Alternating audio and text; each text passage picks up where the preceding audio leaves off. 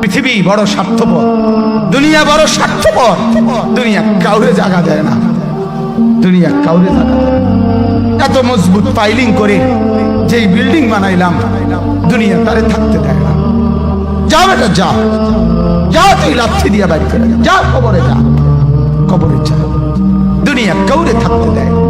দুনিয়া কত ক্ষমতা ধরকে মাটির নিচে ফেলায় দিছে, দুনিয়া কত সম্পদ আলাকে মাটির নিচে ফেলে দিছে, দুনিয়া কত সুন্দরী নারীকে মাটির নিচে ফেলায় দিছে, মাটির সাথে রেজা রেজা করে ফেলছে। আজ আর চেহারা নাই, আজ আর রূপ নাই, আজ আর যৌবন নাই, আজ আর ক্ষমতা নাই। এমনও বাদশা ছিল পৃথিবীতে যার হাতের আঙ্গুলের ইশারায় মানুষের গর্দান উড়াইয়া দিত, যার হাতের ইশারায় উঠত মানুষ, বসত মানুষ। আজ বাদশারা নাই, আজ সম্পদওয়ালারা নাই, আজ মালওয়ালারা নাই। দুনিয়া কাউরে থাকতে দেয় না, কাউরে না দোস্ত, কাউরে দেয় না। দুনিয়া দাদারে আমার থাকতে দেয় নাই। আমার দাদারে আমি দেখছি, আজ আমার দাদা নাই। আমার নানারে আমি দেখছি, আমার নানা নাই। আমার দাদিরে আমি দেখছি, আমার দাদি নাই। আমার নানিরে আমি দেখছি, আমার নানি নাই। আমার বাবারে আমি দেখছি, 14 লক্ষ টাকা বাবার পেনশনের আমি সব ডাক্তারের পিছনে খরচ করে ফেলছি, বাড়ির ফসলের জমি বিক্রি করে ফেলছি। আমার বাপ যেন না মরে বারবার বারে হসপিটালে নিছি, কিন্তু দুনিয়া আমার বাপকে থাকতে দেয় নাই। আমার বাপ কবরে চলে গেছে। দুনিয়া কাউরে থাকতে দেয় না, কাউরে না, কাউরে না, কাউরে না, কাউরে না। আমার বাপ দুনিয়া কাউরে থাকতে দেয় না। তুমি থাকবা না, তুমি থাকবা না। দুনিয়ার ধোকায় পড়ো না বাপ, দুনিয়ার ধোকায় পড়ো না। মাকে বুঝান, আজ মারা বেসামাল হয়ে গেছে, আজ বোনেরা বেসামাল হয়ে গেছে, বেপরদার উৎসব তুলে দিছে। এটা যেন আল্লাহর সাথে যুদ্ধ করছে। আল্লাহ করোনা না, তুমি আরো কিছু দাও, আমরা বেপরদিকে ছাড়বো না।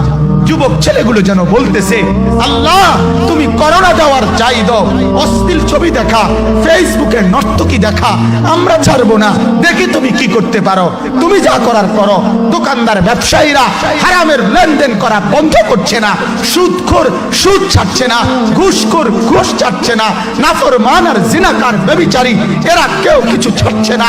বেহায়ার বেপর্দা নারী তার অশ্লীলতার বেহায়াপনা ছাড়ছে না। মুসলমান তার ঘরের টেলিভিশনের নর্তকীর আওয়াজ তো বন্ধ করছে না।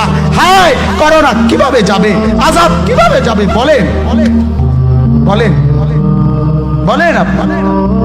আমার বাপ ফেরাউনের উপরে তো আযাব এতদিন ছিল না, নমরুদের উপরে আযাব এতদিন ছিল না, সাদ্দাদের উপরে আযাব এতদিন ছিল না, কারুনের উপরে আযাব এতদিন ছিল না, লূত আলাইহিস সালামের কওমের উপরে আযাব এতদিন ছিল না, হুদ আলাইহিস সালামের কওমের উপরে আযাব এতদিন ছিল না, নূহ আলাইহিস সালামের কওমের উপরে এতদিন আযাব ছিল না। আজ আমরা মালিককে এই পরিমাণ নারাজ করছি, মালিক এত বেশি নারাজ।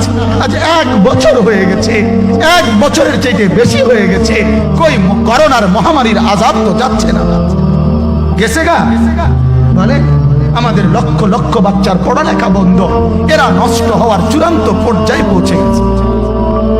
মোবাইল এদেরকে শেষ করে দিছে, লক্ষ লক্ষ ছেলে।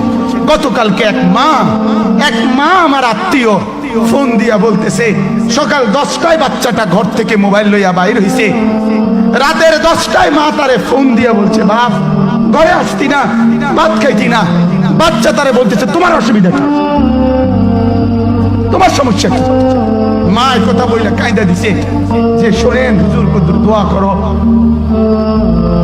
এক বাচ্চা, এক ছেলে, সে যদি তার মাকে কথা বলতে পারে, তার মানে গুনাহ তারে এত মজা দিয়া দিছে, ফেসবুক তারে এত মজা দিয়া দিছে, ইউটিউব তারে এত মজা দিয়া দিছে, নর্তকী তারে এত মজা দিয়া দিছে, গুনার দৃশ্য তারে এত মজা দিয়া দিছে, সে মাকে ধমক দিচ্ছে। রাত 10টা বাজলে কি হইছে, রাতের 3টা পর্যন্ত দেখলে তোমার সমস্যা, আমার আখিরাত আমি নষ্ট করলে তোমার অসুবিধা, আমার জাহান্নাম আমি ঠিক করে নিলে তোমার সমস্যা কি?